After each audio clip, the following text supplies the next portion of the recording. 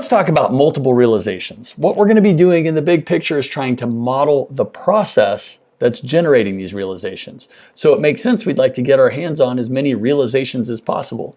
Now, in reality, we a lot of times only have one realization. We're only able to get one realization. But let's look in this case in the ideal situation where we could get multiple realizations and we can develop some properties and really estimate some properties of the time series that's going to help us model that process in the future.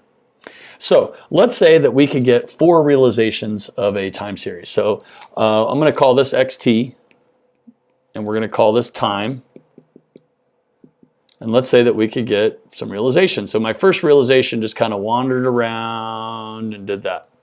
Great. And my second realization started somewhere else, but it had the same kind of behavior, but it wandered around and did that. And I got another realization, and it kind of wandered around and ended up there.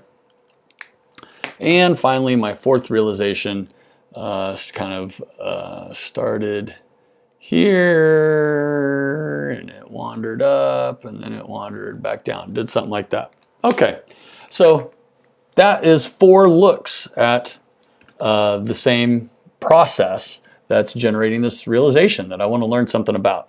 So what we're going to think about here, though, is each time point being a different variable. And so we're going to look vertically when we're trying to assess the realizations, the behaviors and the characteristics of this time series, of the process that's generating this time series. We're going to think about time slices. So I'm just going to call this T1. It's not the first time. It's not T equals 1. It's just the first time I'm talking about. So at T1, I have that right there. Just a lot of times this indexing is what kind of needs some untangling.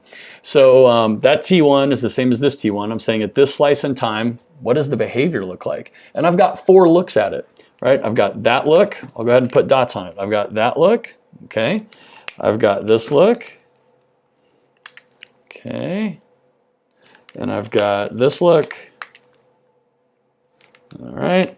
And I've got this look, where we'll go ahead and label these, right? This says xt1i, so we'll call this xt11. This one right here is xt12, very colorful. This one right here is xt13, and this one right here is, of course, xt14. And so all we're saying here is that we're going to sum up all of those. We're just going to add this one, this one, this one, and this one, and divide by 4. And that value will give us something right about in the middle there, maybe right about, kind of right about on that pink one. So that one right there, I don't have an extra color, so I'm going to use pink. But this one right here, we'll call that an X. So I'll say, oh, those are relatively high. So maybe right about here, that would be X bar T1. It's a little confusing that it's pink, but that X, that is the mean of those 4 points. Okay, so what do we mean by the sample variance? So the sample variance would simply be the blue dot minus the pink X, the yellow dot minus the pink X, the green minus the pink X, and the pink dot minus the pink X. And that is xt1i minus x bar t1, right? That's x bar t1, and those are the 4 different i's. Just look at those distances, square all those distances, those residuals, square all those, add them up, and divide by 3. Where m here is 4. M is the number of realizations I have. So just to make that clear, m is the number of realizations, and m here equals 4. So great. So I'd get all that, and I'd say, well, that is my x bar t1, right about there, and that variance, I'm going to go ahead and put here. I'm going to call that, I'll put down here, where do I want to put that? Let's say that this is sxt1 squared. How does that variance maybe match to a different point? So let's look at these up here. Let's say that that is some other time point. That's not the second time point. I'm just saying that's some other time point, T2. the second time period that I'm looking at. So once again, I'm going to look at that. I've got a realization that has a sample right there. I've got 4 looks at this particular point in time. I've got 4 looks at what this real process is generating. And so that one is right here. Boop. And this one is right here. Boop. And this one is, whoa, right here. Boop. And I've got 4 looks at it again. Okay, great. So when I do this X bar, again, we won't label all of these, but this is XT2, 1. And this bottom one down here is XT2, 4, let's say. Good. I guess it's not. Shoot. Right? That was, it just ended up down here. So I'm going to erase that. Boop. Not too bad. Right? That's still 2. That's still the second realization. So we'll do that. So that's XT2, second realization. Now let's go ahead and put them all in there. That blue one is what we called T4. So this is XT2, 4. And this pink one right, or this yellow one is XT2, 3. The third realization. Great. Got to keep all the bookkeeping straight. There we have it. And if we took the average of all those, that would be the estimated mean at this time period. By this time period, what is this process? What's the estimated mean of what that process will generate? It is, looks like those are too high, too low. So I'd put that pink X right about there. And that is estimated to be X bar of T2. And so how would I get the sample variance? I just take this point minus there, that distance from blue to pink X, from yellow dot to pink X, from pink dot to pink X. Take all of those distances, X, T, I, 1, 2, 3, 4, minus X bar, T, right? That's for T1, but this would be for T2 that we're talking about here. That would be a T2, and that would be a T2. Take all of those distances, square them, make them positive, and then divide by 3, and I would get S squared X T2. And those look like they're about as spread out as those. So it's pretty reasonable here, that's a squiggle D, that SXT2 squared is about equal to SX T1 squared. That the variances, they look pretty equally spread out. And a lot of times it takes, let me get back behind here, a lot of times it takes to see what it wouldn't look like. Like what would it look like? Like these means look pretty close to each other, right? Those are just sample means. That sample mean and that sample mean, those two X's look pretty close. Maybe this process kind of has a constant mean here we'll talk about later. But let's look at 4 other realizations. Let's say that I've got, something like this. Let's say I've got a realization that goes, cool. And let's say that I've got another realization that goes like this. Let's see, it's got one that goes,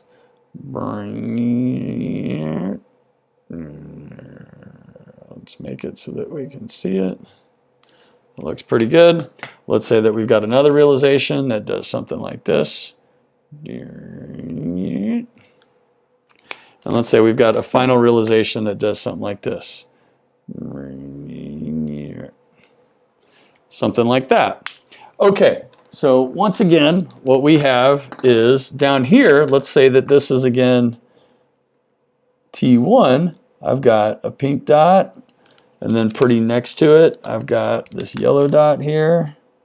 And then here on the pink, on the green, I've got, these are all pretty close to each other. It doesn't look like there has very big variance. Their variance looks relatively small here, right? And we could label all these, but I'll just label this 1. Let's keep this color coding the same. So for yellow, that was XT3. So this would be like XT1, 3 for this second reality down here. And those would all be the same. And then those averages of those would be right about where my pink X is. And that would be XT1, X bar of T1. That is not great. That's X bar of T1. That little, okay. Now look at the variance though there. I'm going to call the variance S squared of xt1. And let's see how that compares to maybe what it is over here. That looks relatively like it would have small s squared. Again, you take each point, subtract it from the subtract x the x bar from it, and square it and divide by 3, and we'd have this number. But that looks relatively small because over here, let's say that I've got here at T2, I've got a point here, right? I've got a point here. I've got a point here. And I've got a point here.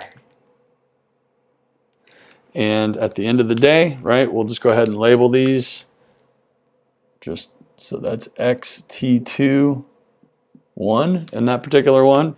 And again, if I'm calling this to just keeping my color coding the same, this would be xt2, 2.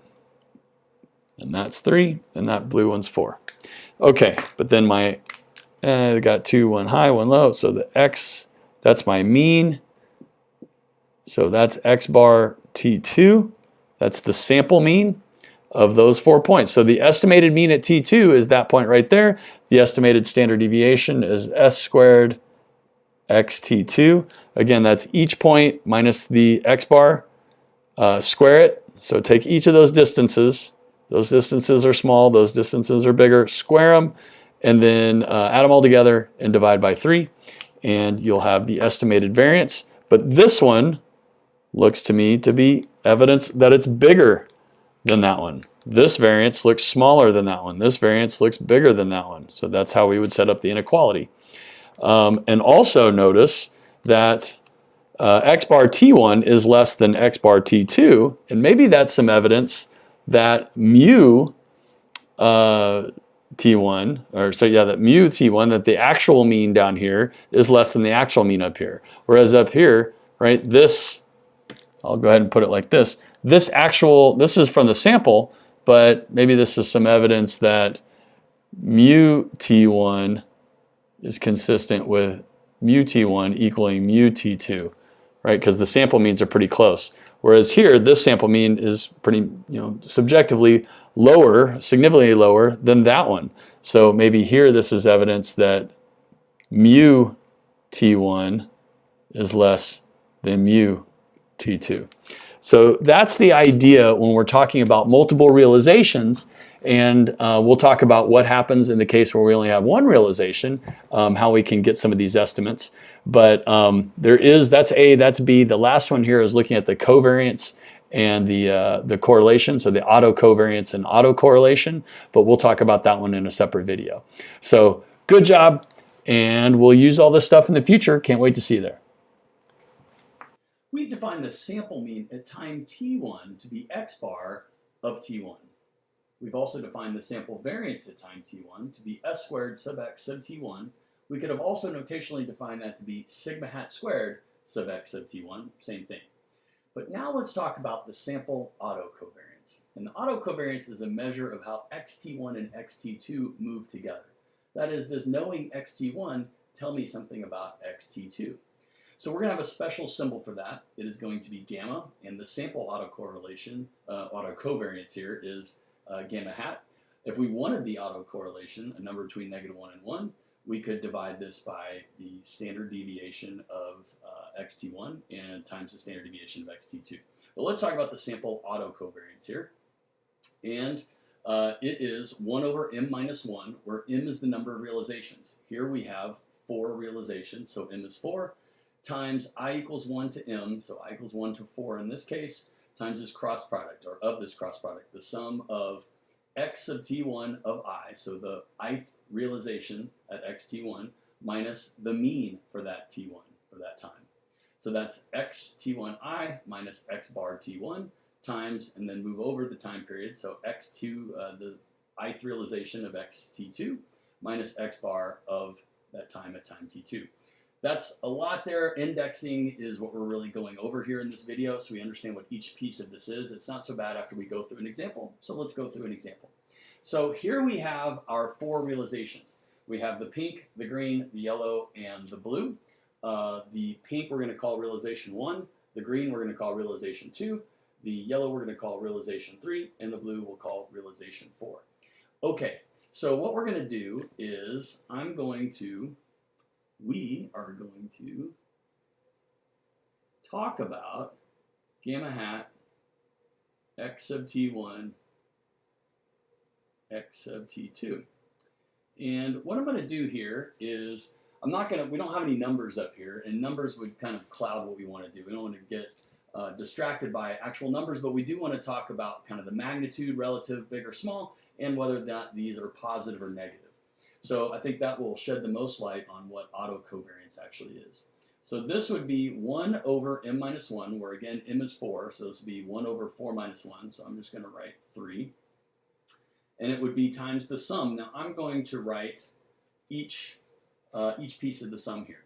So what we're going to do is start with I equals 1, and we're going to go all the way to 4, but we'll start with I equals 1, so this will be the first realization's xt1. That's that dot right there, right? xt1 of 1 up here, that's the pink dot right here in time t1. And recall, I'm going to actually add some notation here, put an x bar there just to let us know that that is x bar, maybe we'll just fully define it, sub t1. So that we're saying, it doesn't matter that it's pink, I just ran out of colors here, but x bar t1, that's x bar t1. That's just saying that that is the sample mean using those 4 points at t1. And that's right where it is. And we can see that the pink dot for realization 1 was higher than the sample mean. And so when we look at this, this will be some number that is bigger than the sample mean. So this number right here will be positive. So I'm just going to write in here plus. And that plus will mean that factor of this cross product was positive. So now let's move over to xt2. So at t2, the pink xt2 is again big. This one was big and that one's big. So we're also defining that piece right there to be x bar t2. Lots of indexing in there, but that's just, I've got it right there, x bar t2. That pink x, again, doesn't matter that it's pink, just matters that it's x bar t2. That's the average of those 4 points, the pink, the green, the pink, the yellow, the blue, and the green down there. Awesome. So we see again that xt2 is above its respective sample mean. Okay, great. So that will also be positive. That x of t2, the first realization, minus its respective mean will be positive because it's above it. Okay, that's the first point. And then I'm going to add to that. So those are saying those factors are positive, and that's saying I'm going to add because of the sum. I'm going to add the next one. We'll have 4 of these because we have 4 realizations. Okay, great. So going into the blue or the green one here, which is 2, that's again above the sample mean. So this realization was above the sample mean at x bar t1. So that will be positive. That one will be positive. And we come over here, so we followed around. By the time it hit t2, it had become negative. So it started above the mean, and that one again came below the mean, or this time became below the mean. So that will be x sub t2 of 2. The second realization ends up at time t2 below x bar sub t2. So that one will be a minus. So that's keeping track of it. Started above, it ended above. It started above, it ended below. Let's see what the next one does. So the next one here is the yellow one. That's x t1 of 3. It is almost right on that mean, right? I'm going to say that's a little bit above. So it'll be a small number, but it'll be positive. I'm going to say that that little yellow dot is above, just above x bar t1. Great. So now let's look. And so yellow, by the time it gets to t2, it is still above and a little bit more above. So that number will be a little bigger and it'll still be positive. Great. Awesome. So we got one more to do. So we'll add to that. Let's see what our other realization did. We got another look at this. So the blue starts well below and it ends well below, or it ends a little bit higher, but still below. So both of these, it starts below and ends below their respective sample means. So that'll be a bigger number. We'll see how that affects, but still negative. So that one will be negative, and it ends below, so that'll be negative, and that is, right, the numbers in there, I said, you know, like the pink, that pink positive will be more than the green positive. They're both positive, but that would be a bigger number. Say that's 10 and that's 7 or something like that. So at the end of the day, I've got positive times a positive will be positive, a positive times a negative will be negative, a positive times a positive will be positive, and a negative times a negative will be positive. So at the end of the day, I'm going to add 3 positive numbers together and subtract 1 negative number out. So unless this negative number in magnitude is greater than the sum of these positive products, this overall gamma hat will be positive. But will it be big positive, negative positive? That's why we're going to draw a picture here to get an idea, but you would have numbers to plug in there to see if that was significantly positive or negative. Okay, so let's picture it. Let's just look at it here real quick. We're going to do lots of examples, so we're just kind of seeing how this works here. But what I'm going to look at here is I'm going to make this xt1. I'm going to make this xt2. And let's put on here. So this is xt1. I'm going to let this number represent x bar t1. So we'll have that as a reference on our chart here. Those are low xt1s. Those are high xt1s. So we're going to let this green line represent whatever that value is. And this right here will be x bar t2, where that represents this one. This one looks like a little bit bigger than that one, but those are just reference marks on there. So now let's color code this. So for our realization for number 1 here, we're going to try to keep track of a little bit of these magnitudes. That one, that pink dot is well above x bar. So here is x bar t1. So I'm talking about a point that's kind of up here rather than down there. So an xt1 is relatively large, and by the time it finishes at xt2, it's also relatively much bigger than xt2. So that would be bigger than xt2. There's x bar t2. So this would be a point that would be, we'll say right here, much larger than t1 and much larger than x bar t1 and much larger than x bar t2. Great. So let's look at the green. So we go to green. We say, okay, well that one's still above x bar t1, but it's a little bit closer. So that one will be inside of here, but by the time it gets to T2, it is under the mean, and relatively speaking, considerably under the mean. So this one will be a little bit here, and T2, we'll say is right about there. So I'm going to put that dot right about here, right? Because it was positive, xt1 was bigger than x bar t1, but t2 was smaller than x bar t2, so that ended up here. Okay, so what about the yellow one?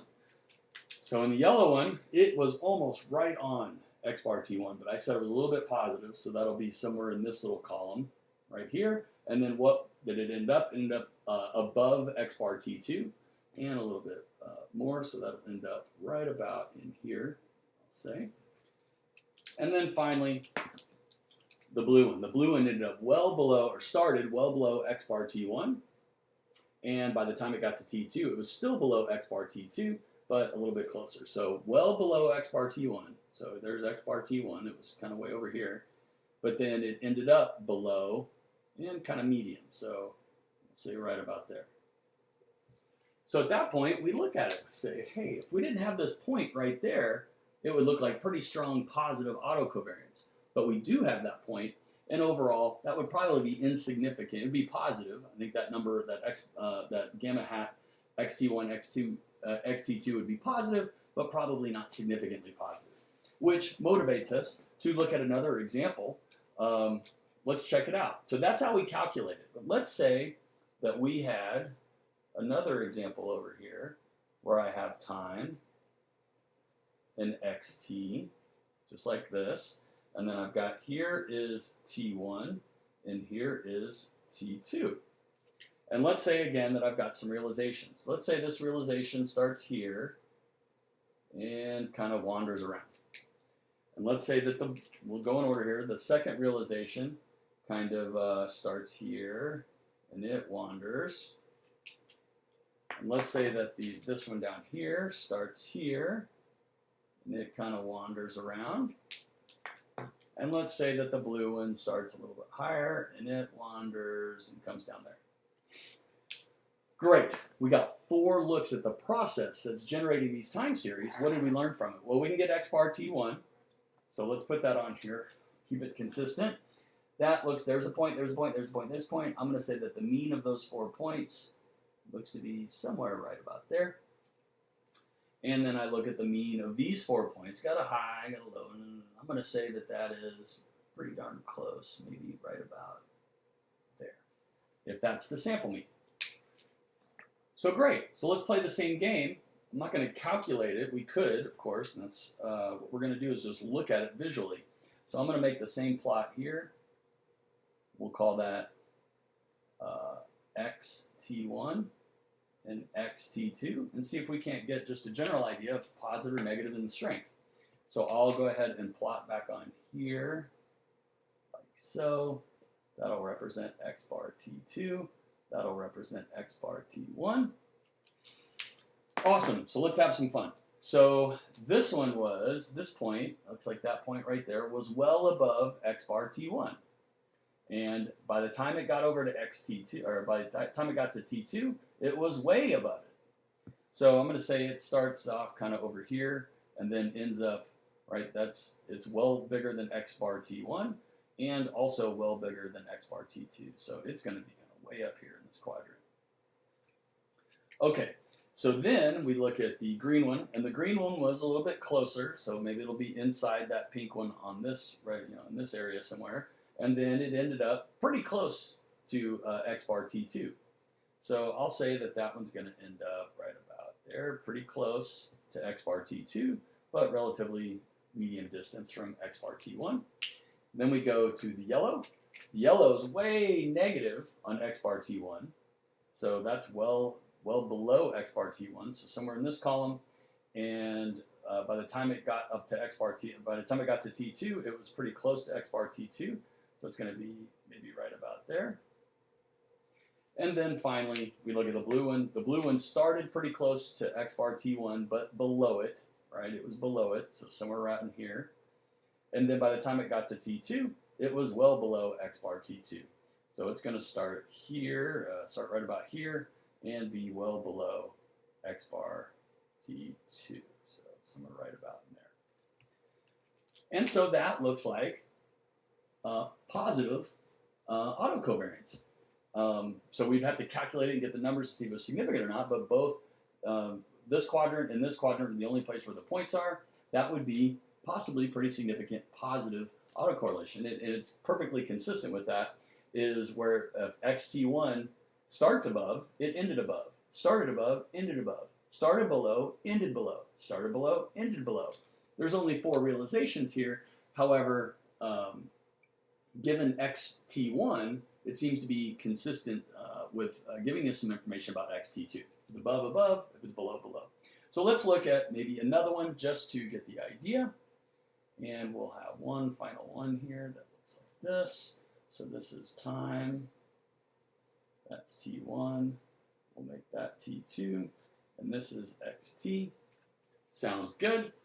And what we're going to do is start with our pink one and say, hey, what if we had a point and then it just kind of went down like that? It wandered that way. And let's say our second one kind of did something similar. Maybe it kind of went up and then kind of dove down like that. And then the yellow one, maybe it started kind of down here and it wandered up here. Just a toy example, but that could happen. And maybe this one down here started there and wandered up there.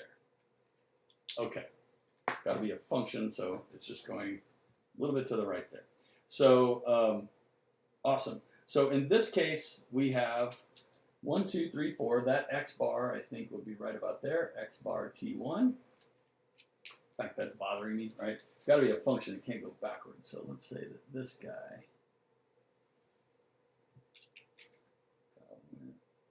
went up and finished out that way. There goes the blue. All right, so if that's the case, then at T2 I saw a low, a little bit higher, a high, and the highest. And so that one probably be right about in here, x bar T2. So let's play our game again. Love to visualize. So that's xt1, that's xt2.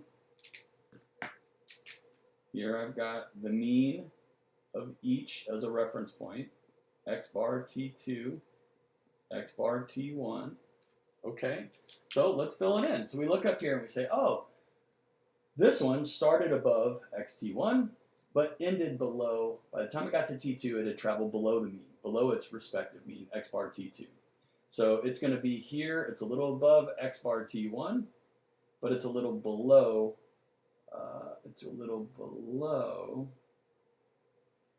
x bar t2. So I'm going to reference that point as being right about there.